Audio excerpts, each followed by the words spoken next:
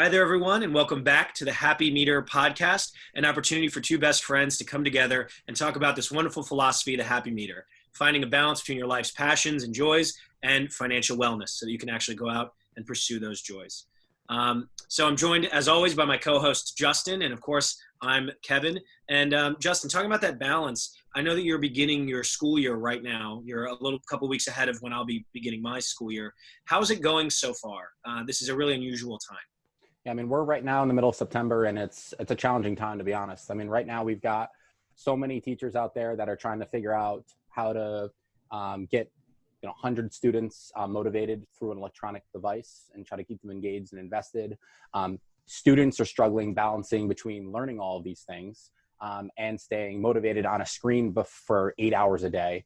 And then you've got our parents who are trying to juggle work and also possibly 1, 2, 3, 4 kids who are trying to operate Zoom and figure out the lessons and get homework on. So to be honest with you, right now, this first month, it is a stressful time for everybody. I think about one of my coworkers who has 3 kids at home right now and is having to deliver 8 hours of instruction, making sure 100+ students are engaged while grading their work, while figuring out their tech issues. And on top of that, they have 2 or 3 loved ones at home who are trying to do the same thing. And it's a hard, really hard juggling act going on right now. And it's a rough month, and everyone's trying to adjust and do the best they can.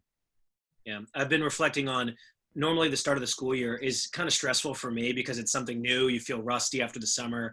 Yeah, probably a little bit of imposter syndrome even after 10 years in the game, but it's also thrilling, and you get to see the kids and reconnect and be kind of rekindled in our passion for our vocation. Yeah. But this year's so different and fraught with anxieties that, are over 6 months old. And the other thing I was thinking about, though, is that we launched this podcast in the middle of the pandemic.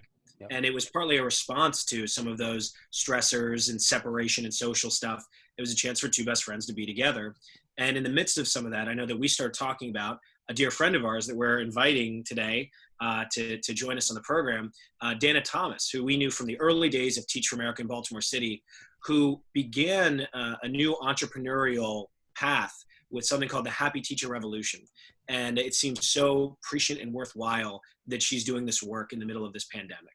And as the school year starts, I think it's really wonderful that we were able to invite her onto our show, and that in the midst of an otherwise very busy schedule, she found some time for us. So I think that might be a good way to pivot a little bit. I'd like to welcome onto our show, Danna Thomas. She's a former Baltimore City educator and is now an entrepreneur and founder of the Happy Teacher Revolution, which is a 2019 Johns Hopkins Social Innovation Lab winner. So Danna, welcome onto the program. How are you? Hi, I'm so happy to be here. Oh my gosh, I'm tearing up just looking at you guys and thinking about all of our memories together and all the moments in my first year back in 2011 when I tried to call North Avenue to actively quit and leave because I thought I could not do this anymore. I just can't take it. And it was truly the bright spots of my fellow educators, of y'all, who kept me going, who served as that support network, both officially, unofficially, through good times, through bad, through school days and spring break, cruising as self-care. So it's just such a joy and a pleasure to spend this time with you guys. Yeah, what an amazing core year that we were all able to form these bonds. And, some of us are remaining very close. Some of us are kind of in the same orbit. And so many of us are still in Baltimore or in some other way contributing to this mission in education, which I think is really remarkable. It makes me proud of 2011 Baltimore core. Hey, Kevin, for our listeners out there, can you just give a quick overview of the Teach for America, the way we all kind of came together? Yeah, certainly. So Teach for America is an AmeriCorps program, nonprofit, that strives to bring some of undergraduate, but also some beyond college level, some of the best leaders and most committed spirits to this significant work that is ending or trying to educational inequality and access problems across our country. So in our core, we had young people coming from all over the place. So I'm coming from University of Maryland. We had Justin coming from a Vermont college up north. And Danna, I don't actually remember, where were you coming from? University of Virginia, wahoo! Oh, how could I forget? Memories talking about that. We were all in the ACC. Another school in the ACC once upon a time, right? But we just had people coming from all over. And I don't remember exactly meeting, the moment of meeting either one of you. I just remember you always being there ubiquitously in that first year. but we gathered at Hopkins, which I know is a central part of all of our experiences in Baltimore, for induction. Then we went to Philadelphia Temple and taught in Philadelphia schools for a little while for Institute. And then we began our careers here in Baltimore. So that's a quick, dirty rundown of TFA. Anything that you guys want to add? Nope. Okay. Well, moving forward a little bit, I'd love, like Danna, for you to catch us up a little bit on the transitions in your life, especially in this amazing work that you're doing, and other kinds of things to kind of introduce yourself to our audience. Yeah, so my name's Danna, like Danna Banana, and I honestly, my journey with Happy Teacher Revolution started before I was a teacher with you both in Baltimore, actually when I was still a student. I grew up in Annapolis, not far from Baltimore, and I struggled as a student with anxiety, with depression, with panic attacks. I represented the 1 in 4 Americans who's grappled with a mental illness. I represented the 1 in 5 college students who's contemplated suicide. I represented the statistic that the onset of mental illness most frequently occurs between the ages of 17 and 24.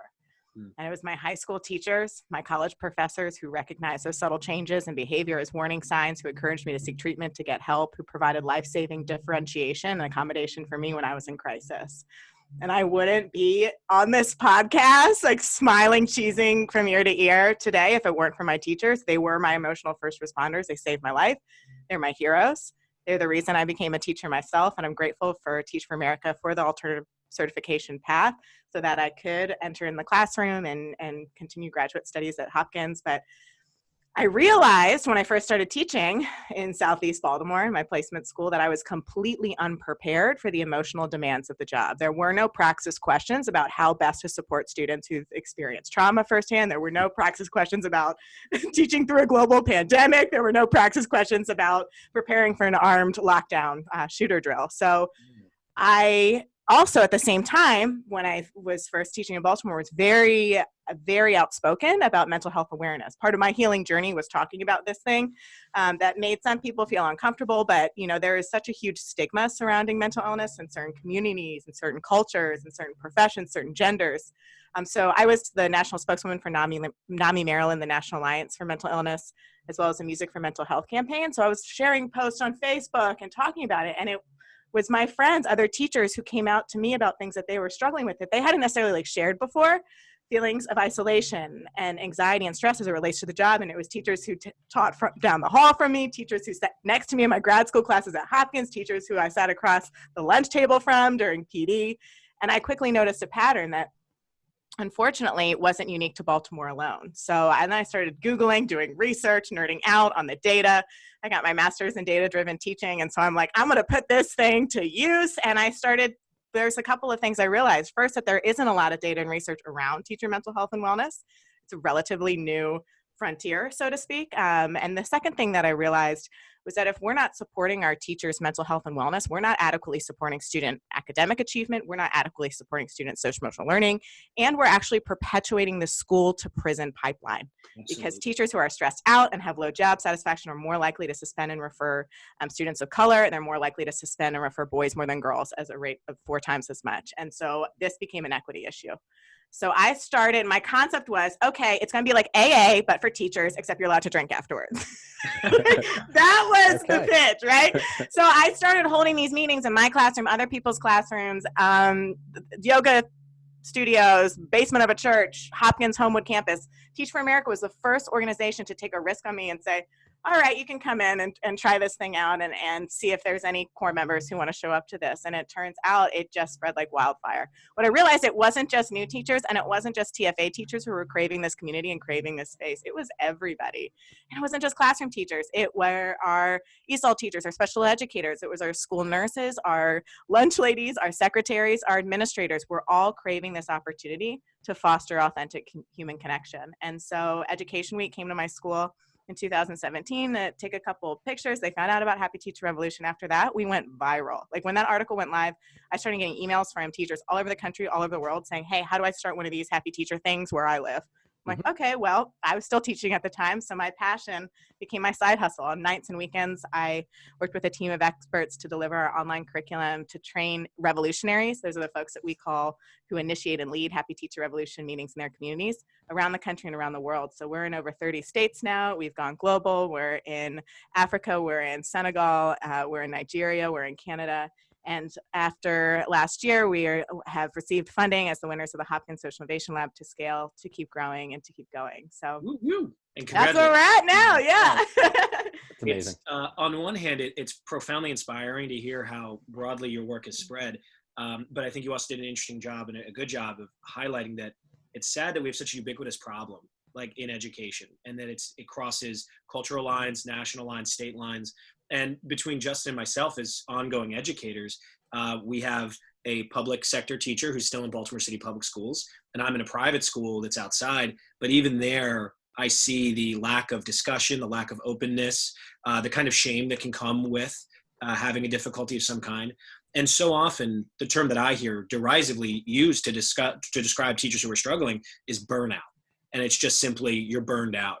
When actually, I think something like Happy Teacher Revolution and having that community can help identify probably more accurate descriptors and also help people through it. Could you highlight, you've had so many wonderful experiences. I've been following on social media. I see that you're being invited to these amazing conferences. As you said, you're training revolutionaries in all these different states and spaces. What are some of the most profound experiences and moments you've had that you'd like to share with our audience? The first thing that comes to mind was honestly a dream keynote opportunity. I'm like pinching myself that I was even invited for the opportunity to speak at the National Education Association's award gala and meetup of all of the winners of Teacher of the Year. So from all 51 states, all these teachers were flown into DC, and I stand up there and I share the story of Happy Teacher Revolution, who I am, how this started. I was like, I've never won Teacher of the Year, y'all. So but in all honesty, at the end of the presentation, like there were teachers who were coming up to me in tears. And these are teachers of the year, right, in tears, overwhelmed, saying, oh my gosh, I identify with this. And one of those teachers, her name's Benita Moyers, and she's from Huntsville, Alabama. And she had tears in her eyes when she said, I felt like an imposter even getting on this airplane because I was ready to put in my paperwork and resignation.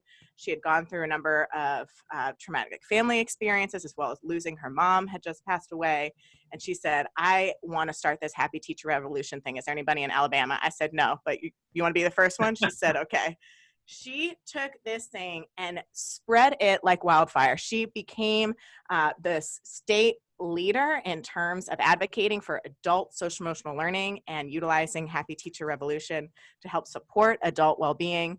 There is a recent piece of publicity in the National Education Association, their NEA Today magazine, where she shares this ripple effect of Happy Teacher Revolution saving her career, the effect that it had on her marriage, on her kids, that she had more time for herself. She packed up her classroom for the first time early in her entire career, and it was because of Happy Teacher Revolution. And so moments like that, I'm like, oh my gosh, just absolutely, absolutely floored.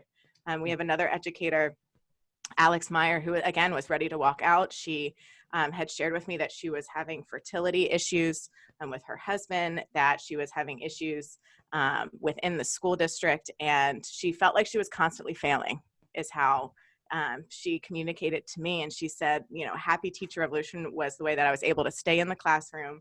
Her son just celebrated his 1-year birthday. She got pregnant, and it was just like, oh my gosh, like I can't believe this. And the thing is that I've leaned on this community like just as much as they've leaned on me, and that's been the coolest part, is that no matter, like, some people think self-care is this like privileged Instagram feed, but no matter how many bubble baths or manicures I get, like if I'm lacking that community piece and that authentic human connection, like then I'm not going to elevate to those higher levels of deepening my self-care. So that's been the coolest part. Yeah, just so I'm clear a little bit about exactly what it means if someone was to bring a teacher revolution, program into their area. So it seems to me that it provides really like 3 resources. One is some type of maybe advocacy for teacher mental health. 2 is something around building a community for teachers to come together. And then 3, there sounds like there's also a curriculum or some type of bundle of resources that's provided for teachers. And can you go a little bit more into detail? Like, what am I kind of aligned to what is going on here? Oh yeah, absolutely. You nailed it. I need to take that soundbite and just have that on our website. Like, this is what we do. You know, usually all the sound bites for the shows come from Kevin, so I'll take it. I'll take one. Yeah, absolutely. So our program model offers a certification program where individuals are trained and then certified to become official revolutionaries within the community. So these folks are the ones who are leading the Happy Teacher Revolution spaces, whether they're online or in person. Folks can always attend Happy Teacher Revolution meetings for free. We never charge people to like go to a meeting, but it does bear a cost to learn how to and get certified to represent the organization and initiate and lead the meetings. We also offer free resources for folks, and we're building out our toolkit in terms of working with collaborators and other organizations that we're partnering with for folks who are looking for more specific niches in terms of support around their self-care and wellness, whether it's their financial wellness, emotional wellness, spiritual wellness, those types of things, physical wellness. But what is really cool has been the folks who've gone through our training, become revolutionaries. They've led these meetings. Now they're enrolling more folks to become revolutionaries also, because we want to have as many meetings as possible. Like, my goal is for every teacher in the world to have access to one of these meetings in a 25-mile radius, and like on the hour, every hour for 24 hours every day. Like, that's my vision. So we need to get more people trained to lead the meetings.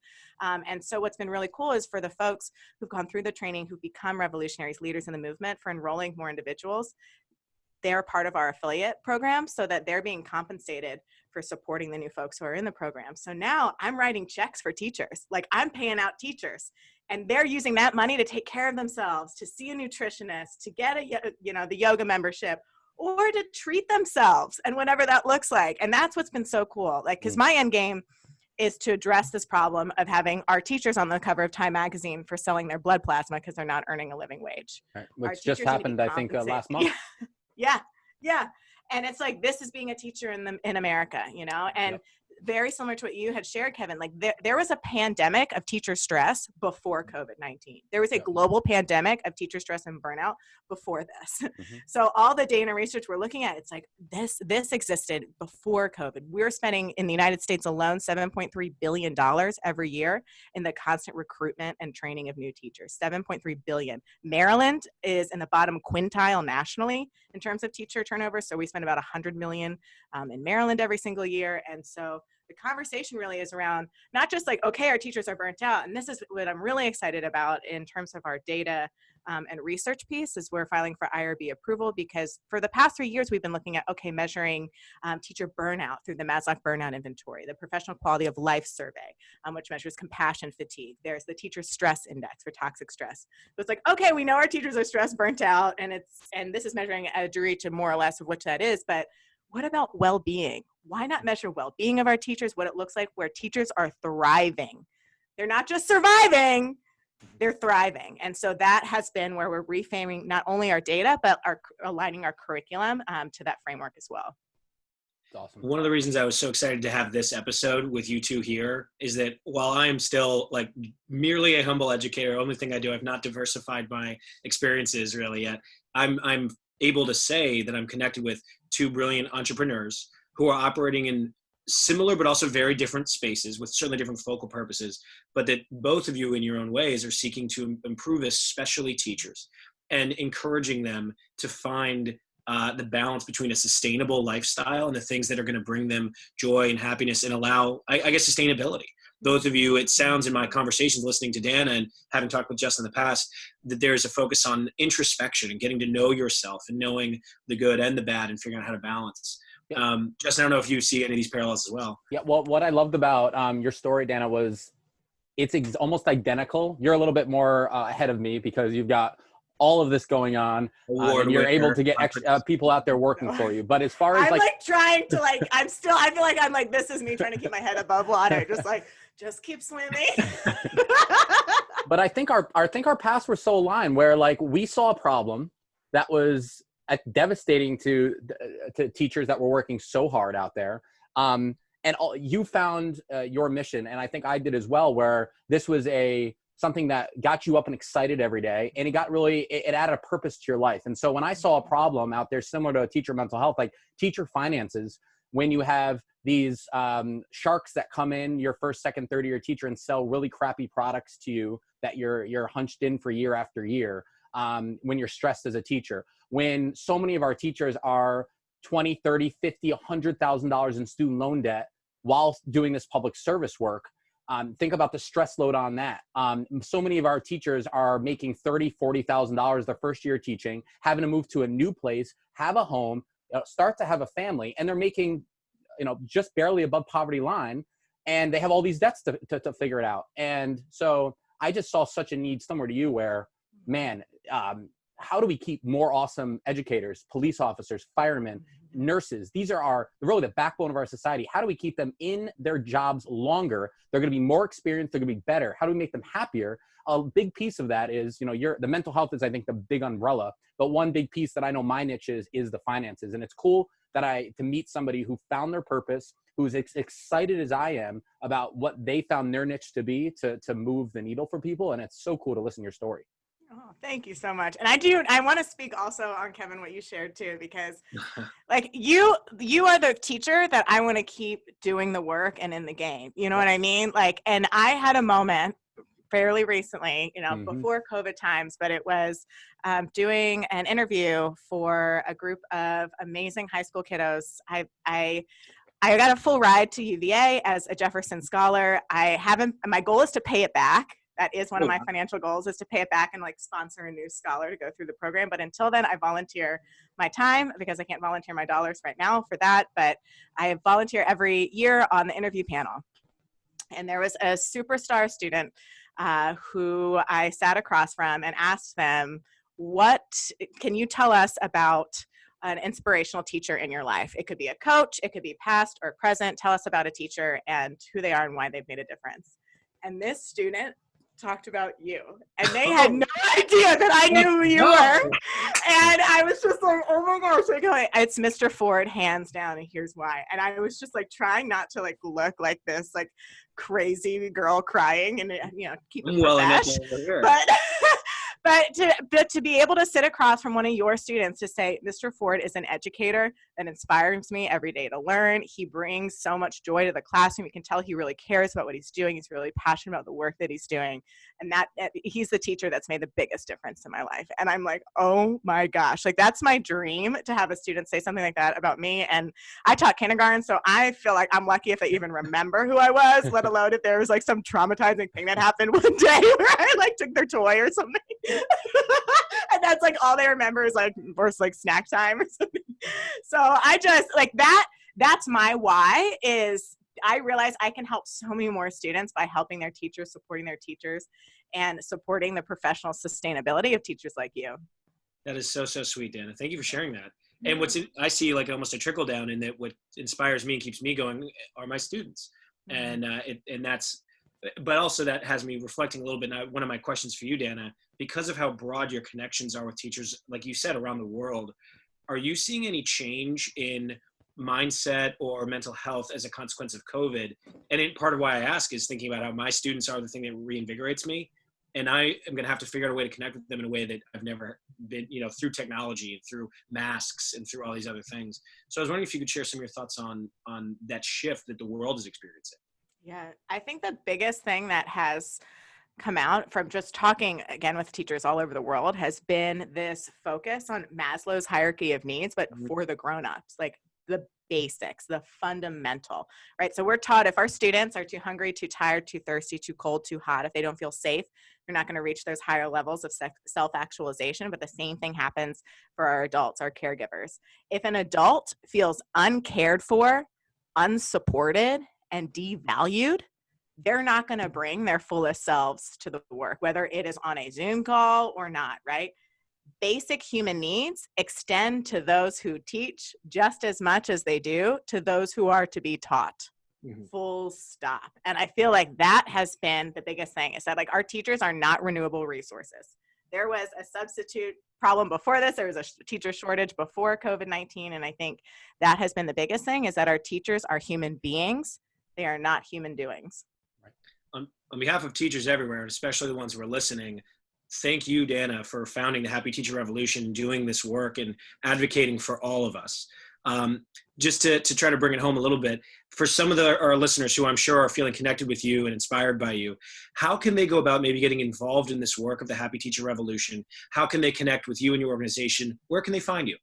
Yeah, so check us out. Our website is happyteacherrevolution.com. If you want more free resources, mindfulness videos, some more data research background behind the movement, and some downloadable freebies to post as reminders next to your workspace, check out happyteacher.info. On Instagram, we're at happyteacherrevolution.com, approaching 30,000 followers, so please follow us. Woohoo! Yes! And join our Facebook community too at Happy Teacher Revolution. That is fantastic. Danna, again, thank you so much for your inspirational work. And thank you for joining us today on the Happy Meter podcast. It was such a pleasure chatting with you and catching up with you. So grateful for you both. Thank you so much. Absolutely. Thanks, Danna. Appreciate you coming on. All right. Thanks, listeners. We'll be talking to you again soon in about a week. Check us out for our next episode. Justin, any last things you want to say? Nope, that's it. It was a pleasure hearing your story. And again, I get so excited when I meet somebody who has found their purpose in their journey and is really just you're all in. You can feel it. And our teachers need this. Our teachers need support when they're first starting out. Their teachers need support throughout their career. So it's awesome that you're doing this. Thank y'all so much. That's it for us on the Happy Meter podcast. Thanks to all for listening. Till next time.